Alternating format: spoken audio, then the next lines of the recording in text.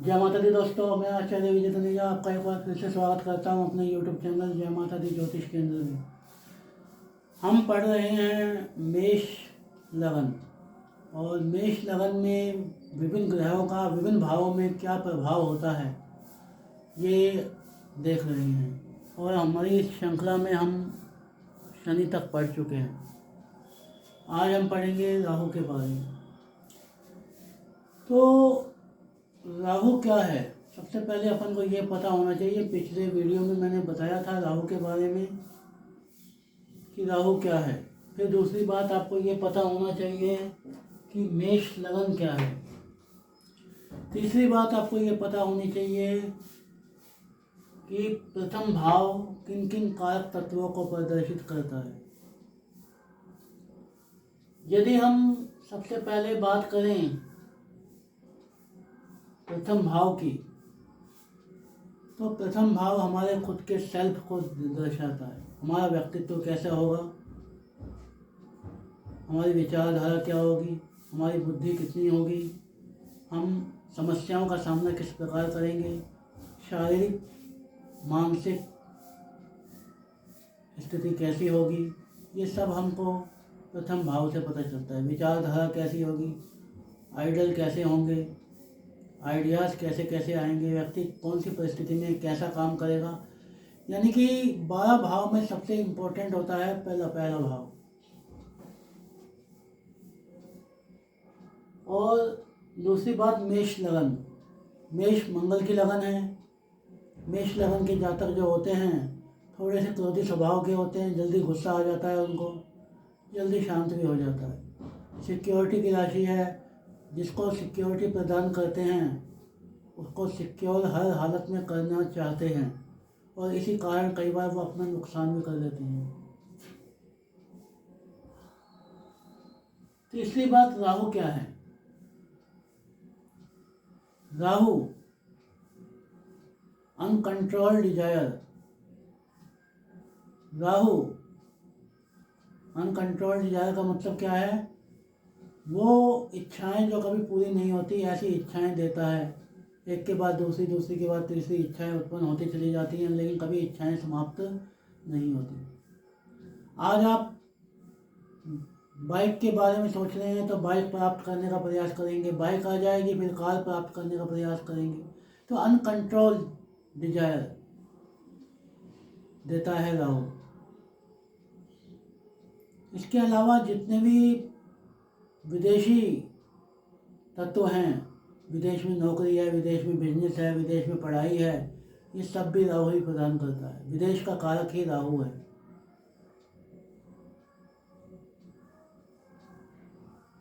Rahu unconventional चीज़ों को प्रदर्शित करता है। अनकन्वेंशनल का मतलब जो नॉर्मल नहीं है। जैसे अगर सप्तम भाव में राहु बैठा हुआ है तो वो ऐसे जीवन साथी को प्रमोट करेगा जो या तो अदर कास्ट का होगा, या अदर रिलीजन का होगा, या विदेशी होगा। तो इस प्रकार हम राहु को समझ सकते हैं। जितने भी यूट्यूब चैनल, सोशल साइट्स चल रही हैं वो सब राहु की देन है। इंटरनेट बेसिकली राहु की देन है। तो इस प्रकार बहुत से कारक तत्व होते हैं, धीरे धीरे मैं आपको बताता रहूँगा अलग अलग भाव में। फिलहाल आप ये देखें कि प्रथम भाव में राहु जब बैठता है और विशेष कोई दूसरा पाप प्रभाव नहीं आ रहा है तो राहु प्रथम भाव में अच्छा माना जाता है। व्यक्ति को चालाक बनाता है, कुशाग्र बुद्धि वाला बनाता है, तुरंत डिसीजन लेने वाला बनाता है। और चालाकी या प्लानर, ये व्यक्ति प्लानर होता है। अपनी चालाकी के बेस पे ये अच्छे से अच्छे काम, बड़े से बड़े काम करवा सकता है। किसकी राशि में है, मंगल की राशि में है। राहु के संदर्भ में जब भी हम समझ रहे हो तो हमें ये समझना होगा कि वो उसका डिस्पोजिटर कौन है और वह कहाँ बैठा है। यद्यपि कुछ ज्योतिषगण इनकी दृष्टियों को भी मानते हैं, लेकिन इतनी उनकी दृष्टियों को इतना कंसिडर नहीं करना है जितना कि उसके डिस्पोजिटर को करना है। डिस्पोजिटर का मतलब होता है कि ग्रह कहाँ बैठा है। जैसे राहु कहाँ है, मंगल की राशि में है। मान लो मंगल भी यहाँ बैठ जाता तो मंगल अपने स्वही हो जाता, अपने घर का हो जाता, तो ये राहु और बली हो जाता। मान लीजिए मंगल यहाँ हो जाता, सॉरी, 5वें भाव में हो जाता, तो राहु की यहाँ से 5वीं दृष्टि यहाँ आती, तो वो जो भी राहु को मजबूत करता, कुशाग्र बुद्धि वाला बनाता।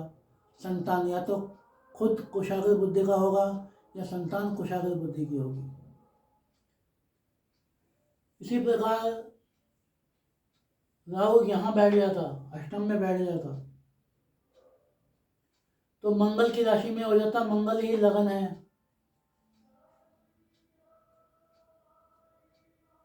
तो व्यक्ति को गुप्त कार्यों में संलग्न रखता, ओकल साइंस में कहीं ना कहीं उसको जोड़ देता।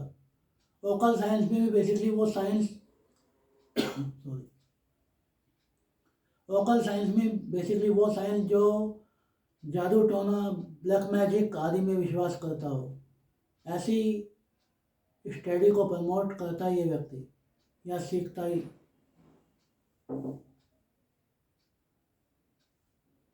आ जाए दूसरे भाव पे। दूसरे भाव में राहु, पहली बात दूसरा भाव है क्या? दूसरे भाव का मतलब है कुटुंब, दूसरे भाव का मतलब है वाणी, दूसरे भाव का मतलब है भोजन। तो राहु यहाँ आके बैठा है और दूसरे भाव का मतलब मेन जो है वो धन है। आर्थिक स्थिति आपकी कैसी रहेगी ये सेकंड हाउस ही बताता है। तो यहाँ कौन आके बैठ गया? राहु बैठ गया। चालाकी के बल पर ये धन बनाने का प्रयास करेगा या धन संचय करने का प्रयास करेगा। ऐसी जगह निवेश कर सकता है या विदेशी सेक्टर में निवेश कर सकता है जिससे कि धन से ही धन अर्जित हो। राहु क्योंकि शनिवत व्यवहार करता है, शनि के जैसा व्यवहार करता है, तो कुटुंब के साथ थोड़ी अनबन होती। इनके विचार अपने कुटुंब से मैच नहीं करते। वाणी में थोड़ी सी कर्कशता आ जाती। यदि और कोई पाप प्रभाव नहीं है तो फ्लैटरिंग वाणी भी हो सकती है, लेकिन अगर और कोई पाप प्रभाव आ गया या शुक्र को भी इसने देख लिया, यहाँ बैठकर शुक्र को देख सकता है, शुक्र यहाँ बैठा हो तो राहु इसको देख सकता है, शुक्र यहाँ बैठा हो तो राहु इसको देख सकता है, शुक्र यहाँ बैठा हो तो राहु इसको देख सकता है। तो भाव और भावाशेष यानी भाव का मालिक दोनों को यदि प्रभावित कर देता तो वाणी में कर्कशता ज़्यादा आ जाती। इसके अलावा राहु तामसिक भोजन को प्रमोट करता है, तो व्यक्ति तामसिक भोजन करने वाला होगा।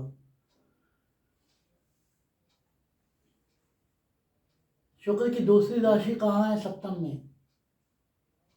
तो ये वैवाहिक संबंधों को भी डिस्टर्ब कर सकता है।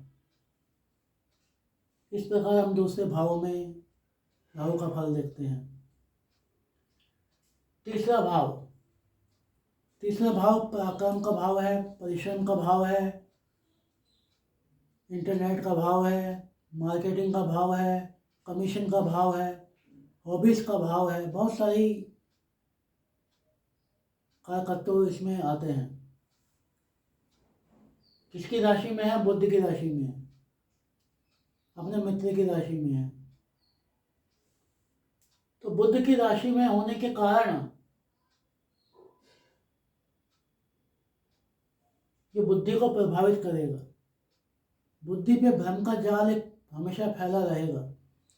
ये व्यक्ति ज़्यादा अच्छे डिसीजन नहीं ले पाएगा, और ऐसे में ही यहाँ कोई और मंगल भी आके यहाँ बैठ जाए तो ये मात्रा ज़्यादा देखी जाएगी या यह बातें ज़्यादा होंगी कि जब भी ये कोई व्यक्ति निर्णय लेगा वो बाद में इसको पता चलेगा कि ये मैंने गलत निर्णय ले लिया। सॉरी। राहु काम करके बाद में पछताता है, केतु काम ना करके पछताता है। ये आपको थोड़ी थोड़ी बातें हैं जो याद रखनी होंगी।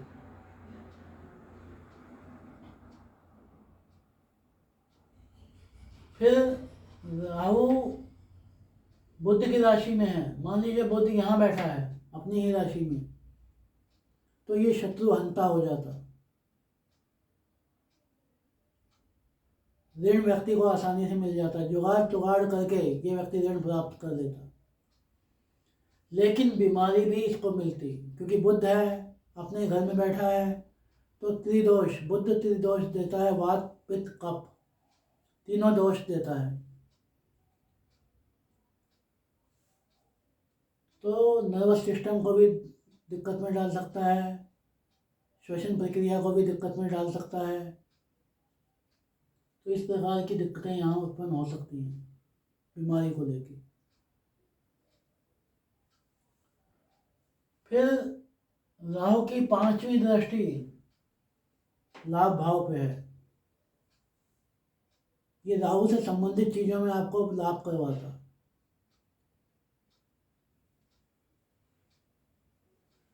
7वीं दृष्टि राहु की भाग्य भाव पे है, भाग्य को बढ़ोतरी कर देता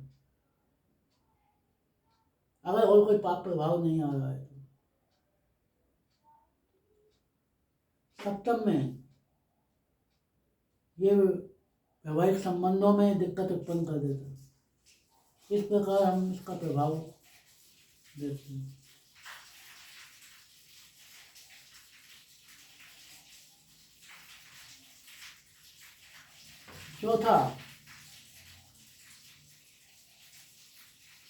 चौथा भाव किस बात को दर्शाता है? प्रॉपर्टी को, माता को, air hostess, interior designer, exterior designer, property dealer, ये सब चौथे भाव। घर, स्वीट होम, यहीं से देखा जाता है। कौन आके बैठ गया है? राहु आके बैठ गया है।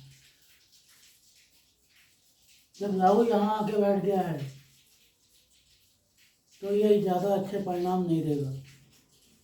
माता के साथ संबंधों में दिक्कत लाएगा। और ऐसे में मंगल भी यहाँ आके बैठ गया, लग्नेश भी यहाँ आके बैठ गया, तो दिक्कतें बढ़ जाएंगी।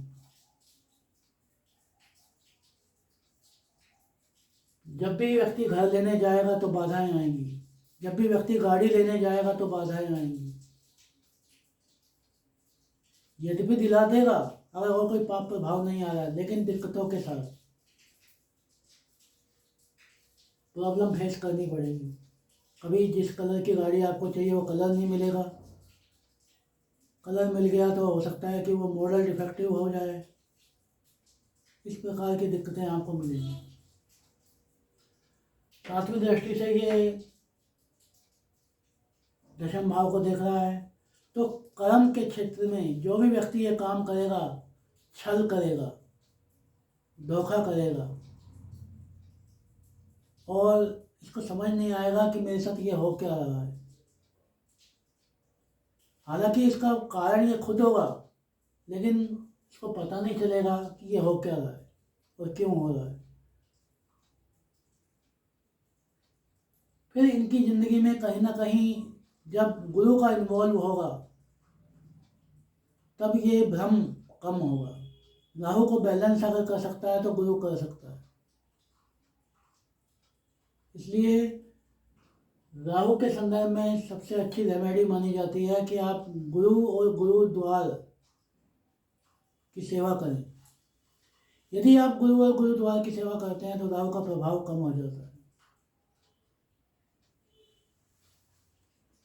नेगेटिव राहु हो गया तो डिसीजन लेने में दिक्कत आएगी। आप बहुत समय तक कंफ्यूज रहेंगे कि मैं कौन सा घर लूँ, कैसा घर मेरे को चाहिए, कितने कमरे बनवाने हैं। कार या गाड़ी जो भी लेने जा रहे हैं, काफ़ी समय तक कंफ्यूज होंगे, लोगों से पूछते रहेंगे कि कौन सी गाड़ी लूँ यार। करेंगे अपने मन की, लेकिन पूछताछ ऐसे करेंगे जैसे कि बहुत बड़ा व्यापार करने जा रहे हैं।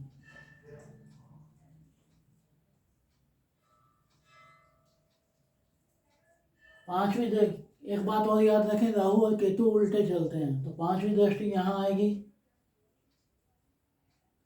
विदेश भाव है, विदेश में व्यक्ति निवेश कर सकता है, विदेश में जाकर जॉब कर सकता है, और घर की तुलना में ये व्यक्ति विदेश में ही ज़्यादा सक्सेस होते हैं। या विदेश का मतलब घर से दूर, घर से दूर जाके ये सफल होते हैं।